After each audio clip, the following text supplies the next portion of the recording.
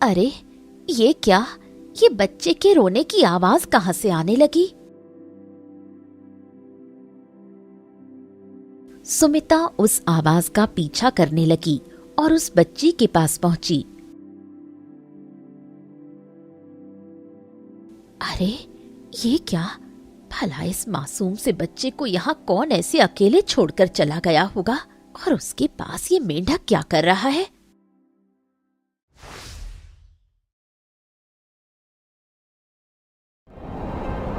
रात्रि का समय था। तेज हवाएं चल रही थीं और वहीं जमींदार के घर संतान का जन्म होने वाला था। अरे सुबोध! हाँ सुबोध! अरे सुबोध, मैं आज बता नहीं सकता कि मैं कितना खुश हूँ। आज मैं बहुत खुश हूँ क्योंकि मेरी पत्नी एक पुत्र को जन्म देने वाली है।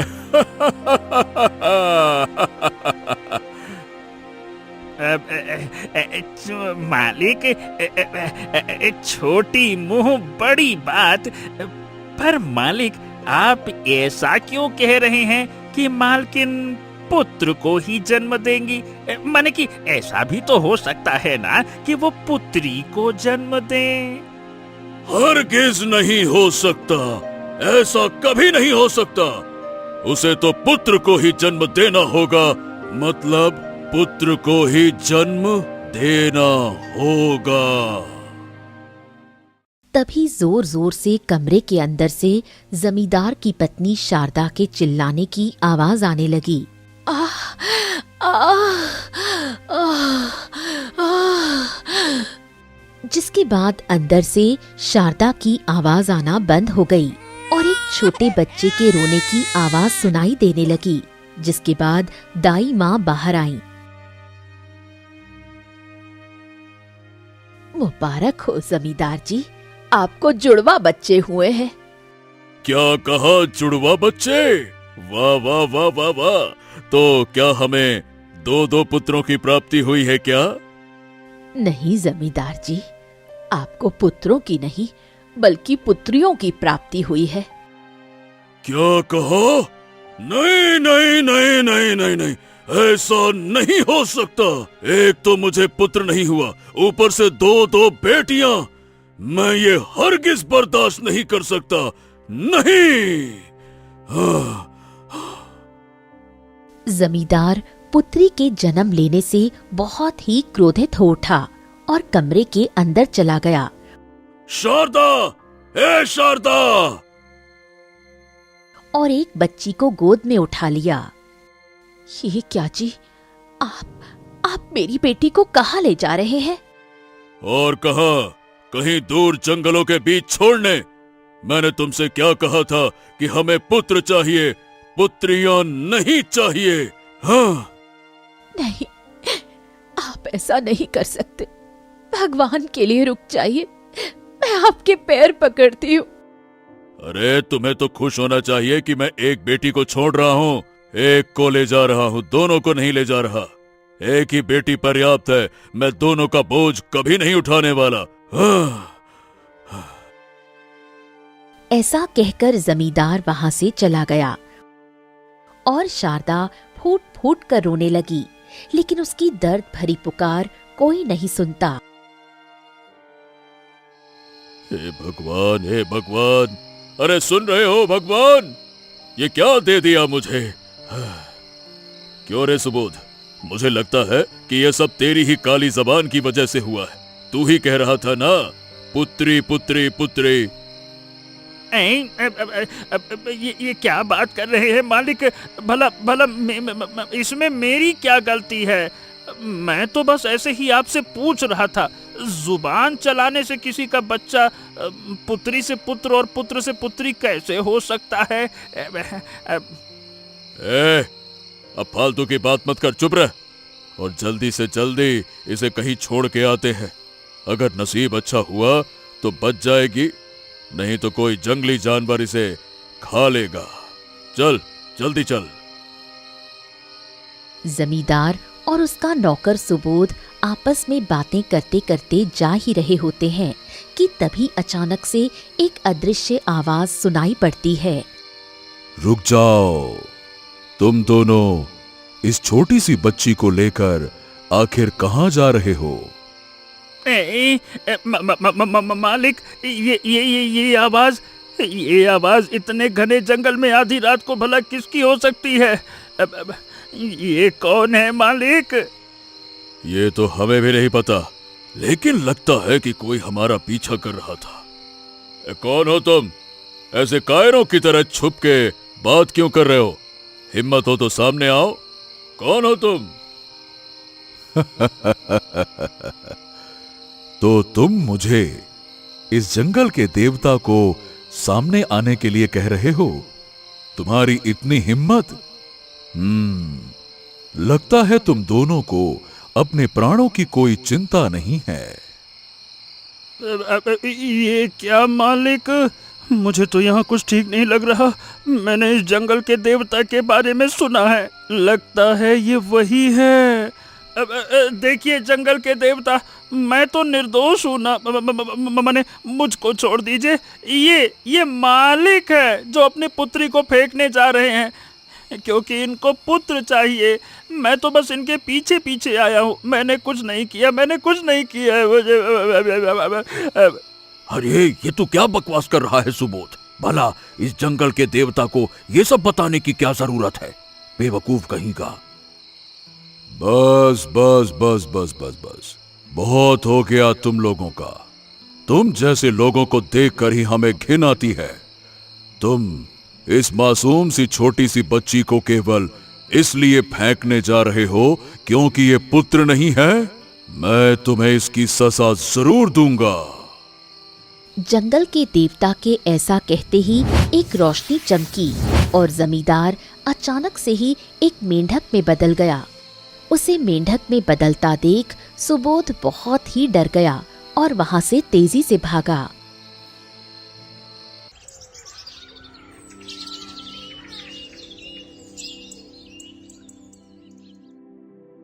ओ माँ, मेरी तो कमर में ही दर्द शुरू हो गया।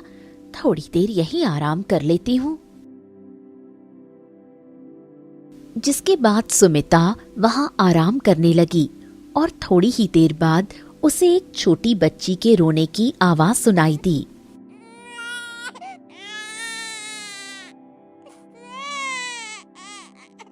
अरे ये क्या? ये बच्चे के रोने की आवाज कहाँ से आने लगी? सुमिता उस आवाज का पीछा करने लगी और उस बच्ची के पास पहुंची। अरे ये क्या? भला इस मासूम से बच्चे को यहाँ कौन ऐसे अकेले छोड़कर चला गया होगा और उसके पास ये मेंढक क्या कर रहा है? सुमिता आसपास देखने लगी, लेकिन उसे दूर दूर तक कोई दिखाई नहीं दिया, जिससे वो पूरी बात समझ गई। तू चिंता मत कर बेटी, लगता है तेरे पिता ने तुझे यहाँ इसलिए छोड़ दिया क्योंकि तू लड़का नहीं लड़की है। मेरे बाबा ने भी मुझे ऐसे ही छोड़ दिया था और मैं भी अकेली ही रहती हूँ। आज से तू मेरे साथ रहेगी, मेरी अपनी बेटी बनकर। हम दोनों एक ही नाव पर सवार हैं, इसलिए मैं तेरा दर्द समझ सकती हूँ। और ये मेंढक लगता है तेरा दोस्त है, इसे भी ले चलती हूँ। जिसके बाद सुमिता उस बच्ची को और मेंढक को उठा लेती है और अपने साथ ले आती है।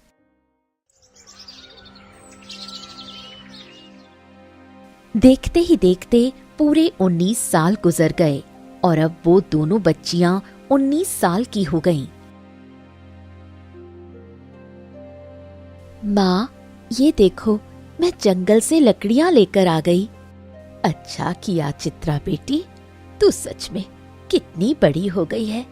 अब जाकर बाजार से कुछ सब्जी लेकर आजा, मुझे खाना भी तो बनाना है। क्या कहा? बाजार? नहीं नहीं, आप ही चली जाओ ना बाजार। ये तुझे क्या हो गया है चित्रा? मैं तुझे देख रही हूँ, कुछ दिनों से तू बाजार जाना ही नहीं चाहती। जबकि पहले तो बाजार जाने के लिए छटपटाती थी। अब मैं माँ को कैसे बताऊं कि एक लड़का रोज मेरा पीछा करता है और मुझसे शादी करने के लिए मेरे पीछे पड़ा हुआ है। अब तू ऐसे मूर्ति की तरह क्यों खड़ी है? जाकर सब्जी लेकर आ, मुझे देर हो रही है। जिसके बाद चित्रा को ना चाहते हुए भी बाजार जाना पड़ा। अच्छा है कि वो कहीं दिखाई नहीं दे रहा है। चलो अच्छा है, जल्दी जल्दी सब्जियां लेती हूँ और निकल जाती हूँ। चित्रा ऐसा सोचते हुए चल ही रही थी कि तभी अचानक से ही वो लड़का वहां पहुंचा। अरे आइए आइए आइए आइए चित्रा जी, कैसी हैं आप? आइए आइए आइए, इधर आइए। जिसका डर था वही हुआ, ये फिर से आ गया। तुम्हें पता है मैं कितनी देर से तुम्हारा इंतजार कर रहा था, पर तुम हो कि आने का नाम नहीं ले रही थी। मुझे लगा कि कहीं तुम्हारी तबीयत तो खराब नहीं हो गई, इसीलिए मैं तुम्हारे घर ही आने वाला था। क्या कहा? मेरे घर जाने वाले थे? अरे नहीं नहीं श्याम, देखो तुम मेरे घर नहीं आ सकते, और तुम रोज मेरा पीछा क्यों करते रहते हो? कहीं और जाओ ना। अरे चित्रा, क्या बात करती हो? मैं तुमसे प्यार करता हूँ तो भला मैं किसी और के पास क्यों जाऊंगा? हाँ, क्योंकि मैं तुमसे प्यार नहीं करती, इसलिए अब हटो मेरे रास्ते से, मुझे सब्जियां लेने जाना है। क्या कहा? सब्जियां लेने जा रही हो? तो चलो मैं तुम्हारी मदद करता हूँ सब्जियां दिलवाने में, चलो। नहीं, मैं खुद खरीद लूंगी, अब हटो मेरे रास्ते से। ऐसा कहकर चित्रा वहां से चली गई। ये क्या चित्रा, मैं कितने दिनों से तुम्हारे पीछे पड़ा हुआ हूं, आखिर कब तुम मेरे प्यार को समझोगी?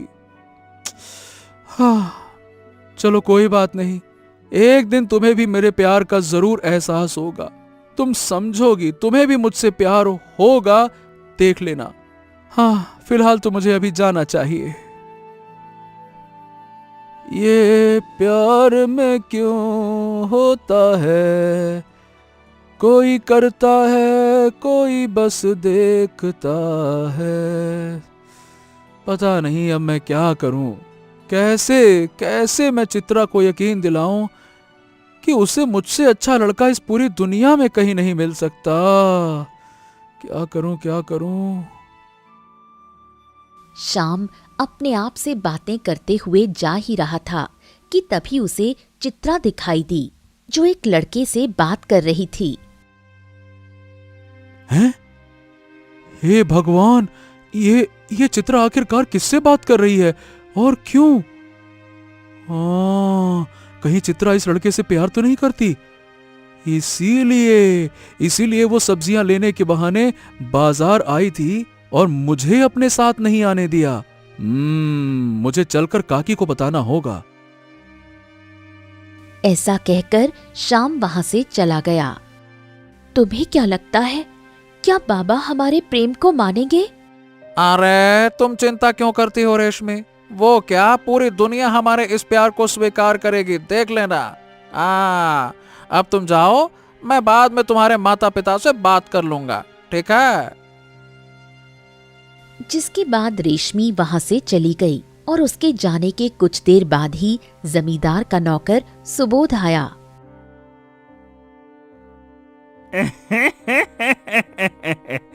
क्या बात है, क्या बात है पुत्र, मुझे तो यकीन ही नहीं हो रहा कि तुमने उसे अपने प्यार के जाल में फंसा लिया है।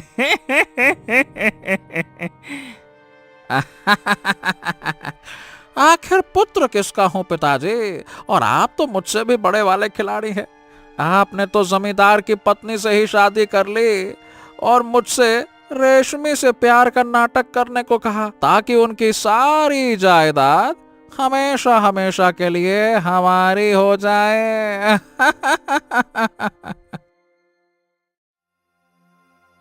काकी, काकी, काकी, अनर्थ हो गया काकी। अनर्थ हो गया काकी, अनर्थ हो गया। क्या हो गया श्याम बेटा, और क्या अनर्थ हो गया? काकी वो चित्रा को मैंने किसी और लड़के के साथ देखा। वो दोनों बहुत बहुत करीब लग रहे थे। हो ना हो एक दूसरे से प्यार करते होंगे काकी। वो दोनों एक दूसरे से प्यार करते। चित्रा मुझे काकी। ये तू क्या कह रहा है बेटा?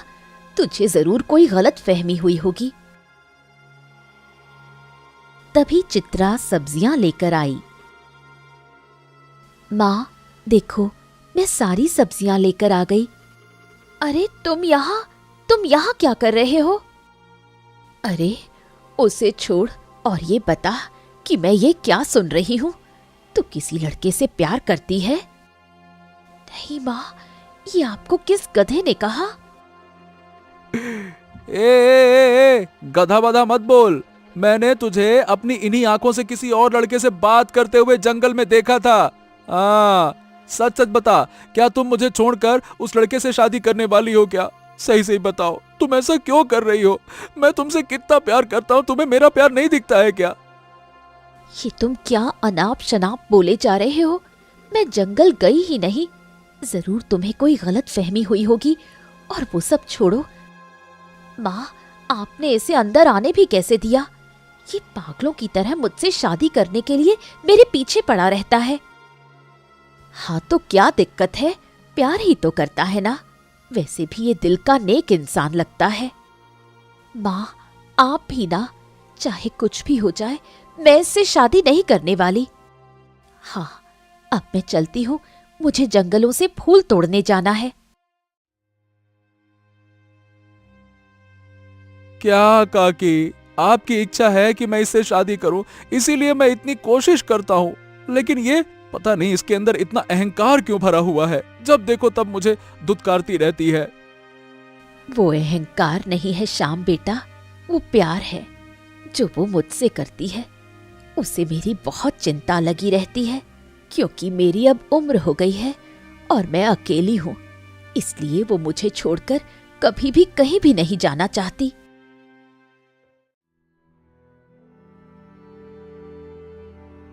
रेशमी, अरे ओ रेशमी बेटा, कहाँ हो बेटा? जल्दी से बाहर आ जाओ, जल्दी आओ। सुबोध के पुकारते ही रेशमी और शारदा वहां आ गईं। क्या बात है पिताजी, आपने बुलाया? हाँ, अरे बेटा, बात ही कुछ ऐसी है कि तुम्हें बुलाना ही पड़ा। तुम्हें पता है, मैंने तुम्हारे लिए एक बहुत बड़े घर से रिश्ता तय किया है। क्या कहा? रिश्ता? क्या तुम सच कह रहे हो सुबोध? अरे वाह, तो मतलब अब बहुत जल्द मेरी पुत्री एक बड़े घर में जाने वाली है। नहीं माँ, माफ कीजिए पिताजी, पर मुझे ये रिश्ता मंजूर नहीं है, क्योंकि मैं किसी और से प्यार करती हूँ। ये तुम क्या कह रही हो रेशमी? क्या वो भी बड़े घर से है? नहीं, वो तो गरीब घर से है और अनाथ है। क्या कहा? एक गरीब और अनाथ लड़का? नहीं, तुम्हारी शादी उससे नहीं हो सकती। पर माँ, मैं उससे बहुत प्रेम करती हूँ, मैं उसके बिना नहीं जी सकती। मैं ये सब नहीं जानती, लेकिन तुम्हारी शादी एक गरीब के साथ तो मैं भी नहीं होने दूंगी। सुबोध, इसे समझाते क्यों नहीं? अरे हाँ, मैं समझता हूँ ना। देखो रेशमी बेटी, बात को समझने की कोशिश करो। अगर तुम एक गरीब से शादी करोगी तो तुम उसके साथ कभी खुश नहीं रह पाओगी। गरीबों की तरह ही रहना पड़ेगा ना।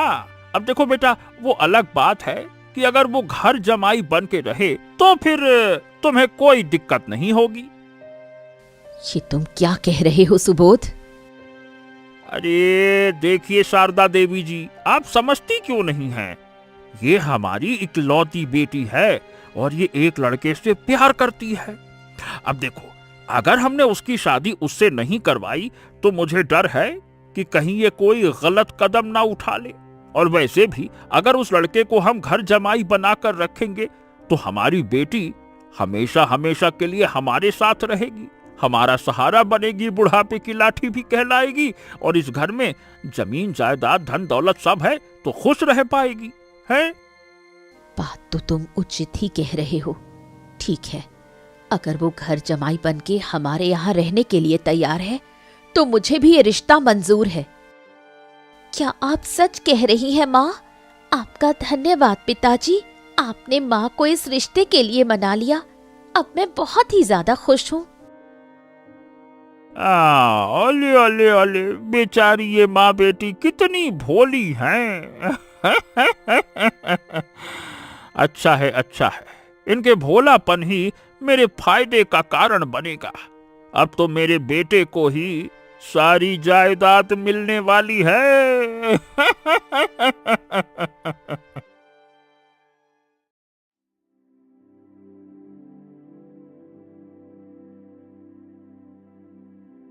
अब तुम फिर से मेरा पीछा क्यों करने लग गए?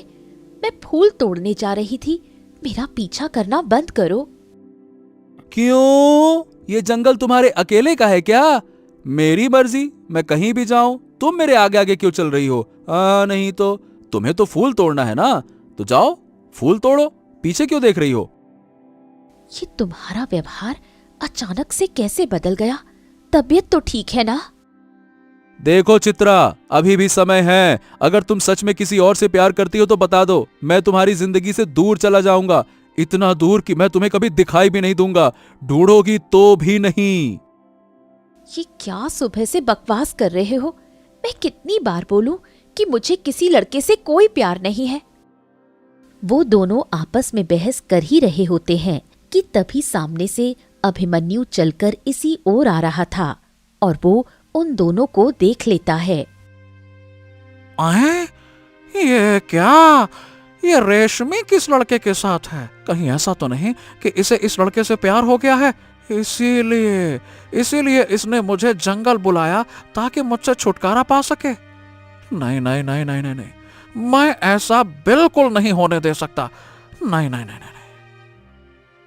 अभिमन्यु ऐसा कहते ही चित्रा के पास आता है। ये क्या रेशमी, ये मैं क्या देख रहा हूँ? तुम तो मुझसे प्यार करती हो ना, फिर इस लड़के के साथ तुम यहाँ क्या कर रही हो? ओ, आइए आइए आइए, स्वागत है स्वागत है।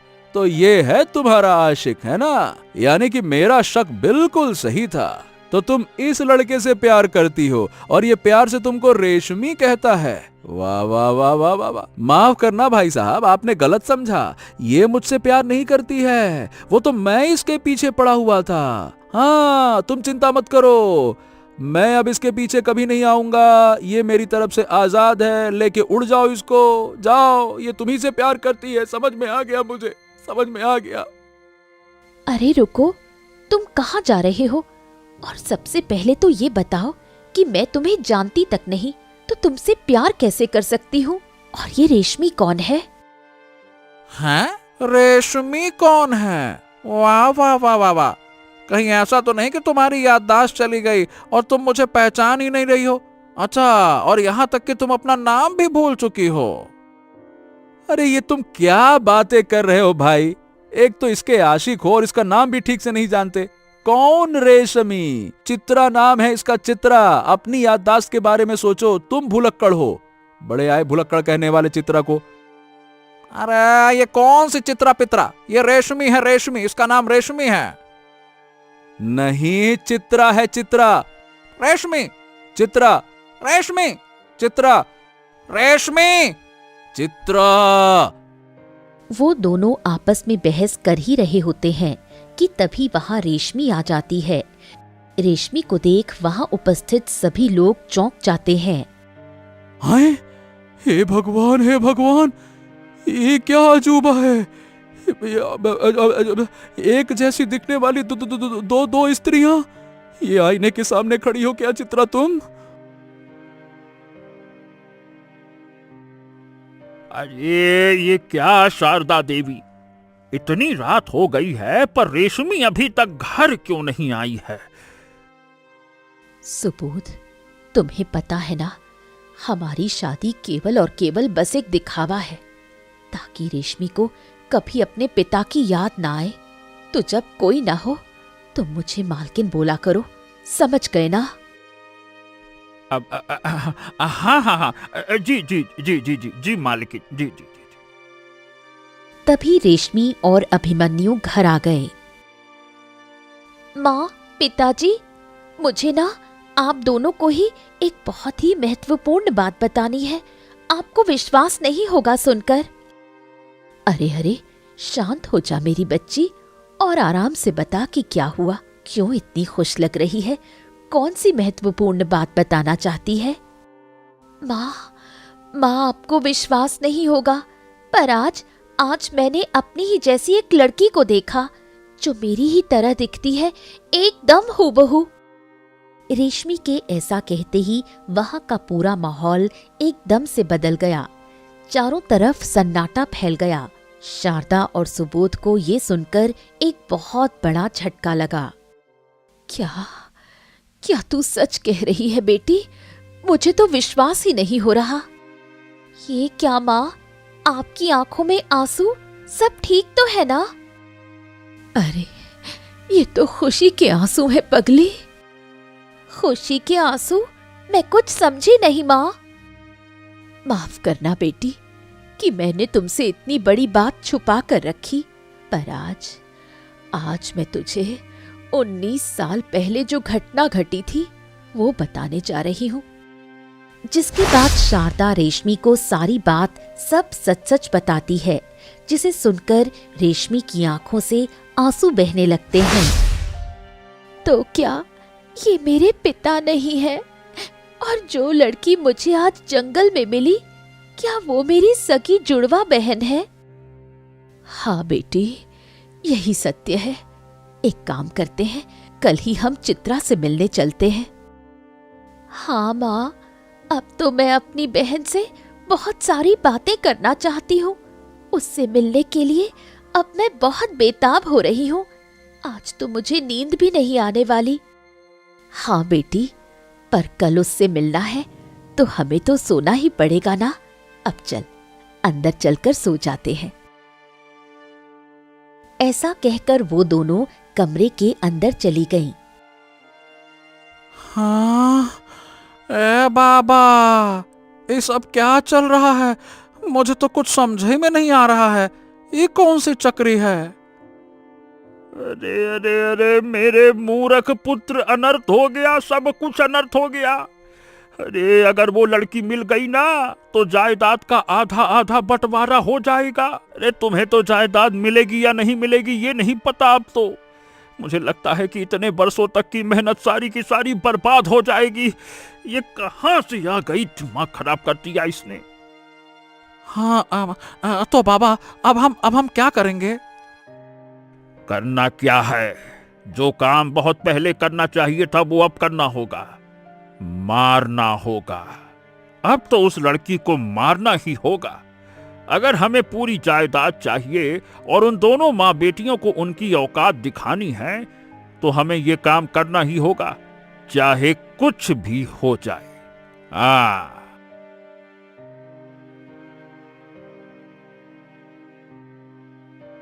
क्या बात है माँ, लगता है आपकी तबीयत कुछ ठीक नहीं।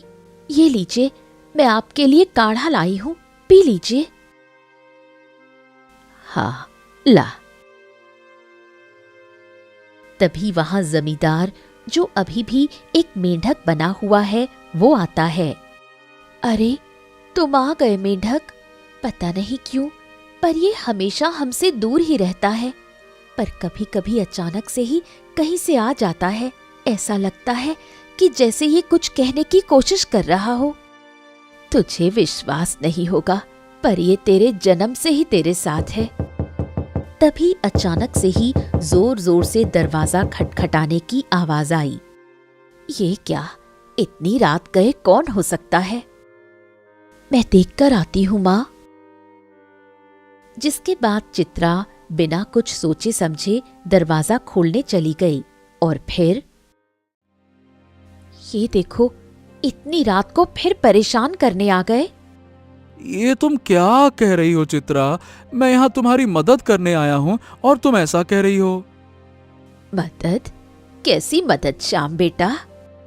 अरे वो क्या है ना काकी कि कल सुबह मुझे भोग चढ़ाना है भगवान को, वो भी सुबह 4 बजे।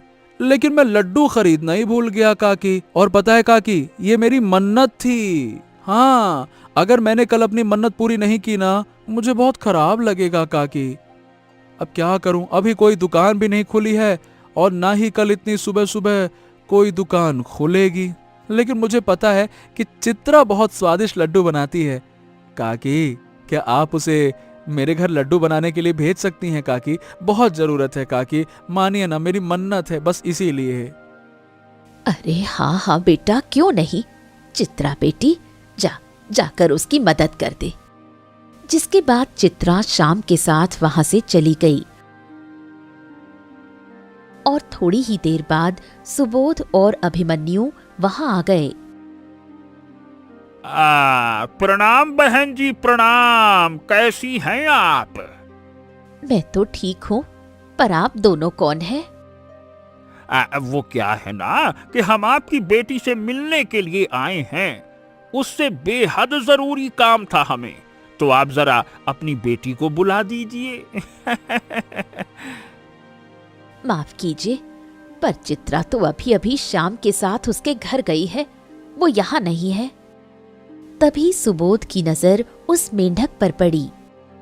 अरे ये क्या? हाँ, ये मेंढक तो। क्या बात है, आप इस मेंढक को ऐसे क्यों देख रहे हैं? वो क्या है ना बहन जी, मुझे ये मेंढक कुछ जाना पहचाना सा लग रहा है। मैं इसे ले जा रहा हूँ, थोड़ी देर में वापस कर दूंगा। हाँ हाँ चल। ऐसा कहकर सुबोध उस मेंढक को उठा लेता है और वहां से चला जाता है। अरे ये क्या बाबा, अब आप ये मेढक वेढक क्यों लेकर आ गए हैं? क्या करना है इस मेढक का? अरे बेटा, ये कोई आम मेढक नहीं है, ये जमींदार हरि सिंह हैं। हाँ। क्या? जमींदार हरि सिंह? वही तो, ये वही हैं।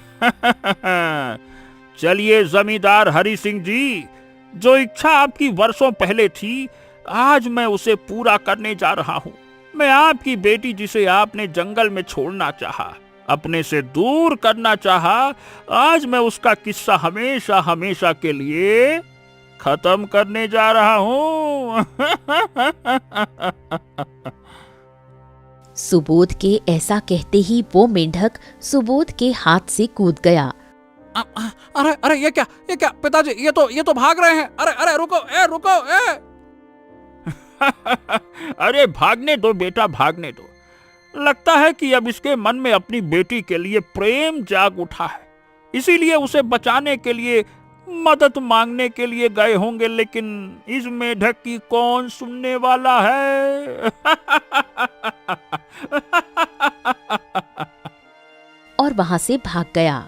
जिसके बाद सुबोध और अभिमन्यु दोनों ही वहां से चले गए। वहीं दूसरी तरफ जमींदार, जो एक मेंढक के रूप में था, वो उसी जंगल में उसी स्थान पर पहुंचा जहां जंगल के देवता ने उसे मेंढक में बदल दिया था। जंगल के देवता, क्या आप मेरी दर्द भरी पुकार सुन पा रहे हैं क्या? अगर हाँ, तो मेरे सामने आइए।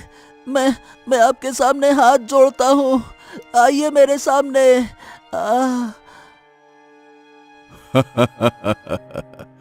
क्या बात है जमींदार, इतने वर्षों बाद तुम मुझसे मिलने के लिए आए हो। लेकिन तुम कितना भी गिड़गिड़ा लो, पर मैं तुम्हें इस श्राप से आजाद कभी नहीं करूंगा। मत कीजिए, क्योंकि अब मुझे भी इसी रूप में रहना है। क्योंकि मैंने जो 19 साल पहले करने की कोशिश की, उसके बाद मैं खुद को उनके सामने आंखों से आंखें नहीं मिला सकता। मुझे नहीं बनना इंसान। अच्छा, तो अब तुम्हें पछतावा हो रहा है, तो बताओ क्यों आए हो यहाँ? अगर श्राप से मुक्त नहीं होना है, तो ऐसा क्या हो गया कि तुम यहाँ हमसे मिलने चले आए?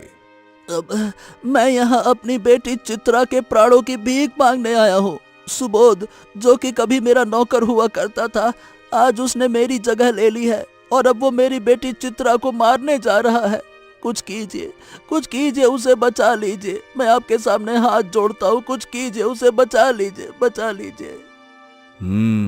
पर तुम तो उससे छुटकारा चाहते थे। तुम्हें तो बेटियां पसंद नहीं है ना? तो ऐसा क्या हो गया कि आज तुम्हारे दिल में उसके लिए प्रेम जाग उठा है और उसे बचाना चाहते हो? अब क्योंकि अब मुझे ये एहसास हो गया है कि मैं कितना गलत था।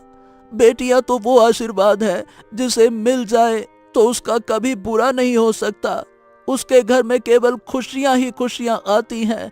और ये बात मुझे तब पता चली जब मैंने एक सुमिता नाम की औरत को देखा, जिसने दूसरे के बच्चे को अपने बच्चे जैसा प्यार दिया। जब चित्रा बड़ी हुई तो उसने सुमिता की खूब सेवा की। उसके लिए वो शादी तक नहीं करना चाहती। ये त्याग, ये प्रेम और ये ममता, ये केवल एक स्त्री ही दिखा सकती है।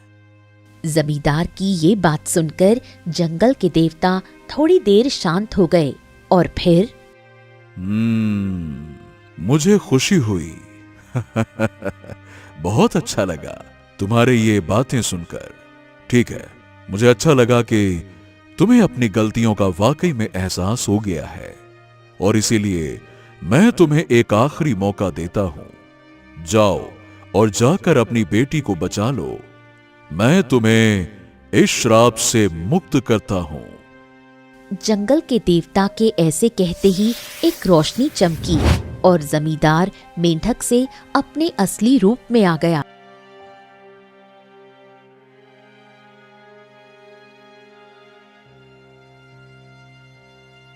अरे ये क्या जमींदार जी, आप और यहाँ, और आपके हाथ में ये खंजर? मुझे माफ करना पुत्री, पर मुझे तुम्हें मारना ही पड़ेगा। क्या है ना कि तुम जमींदार हरि सिंह की बेटी हो और रेशमी की जुड़वा बहन हो। क्या कहा? मैं हरिहर सिंह की बेटी हूँ और रेशमी मेरी जुड़वा बहन है? ओ, अब समझ में आया कि आखिर तुम दोनों एक जैसी क्यों दिखती हो, क्योंकि तुम दोनों जुड़वा हो। पर जमींदार, तुम भला चित्रा को क्यों मारना चाहते हो? अरे ताकि जमींदार हरि सिंह की सारी जायदाद हमारे नाम हो जाए। अरे जब तक तुम जिंदा हो ना, तब तक हमें जमींदार की सारी जायदाद नहीं मिल सकती। इसीलिए अब तुम्हें मरना ही होगा। रुको रुको रुको रुको, मेरे होते हुए तुम दोनों चित्रा का बाल भी बांका नहीं कर सकते।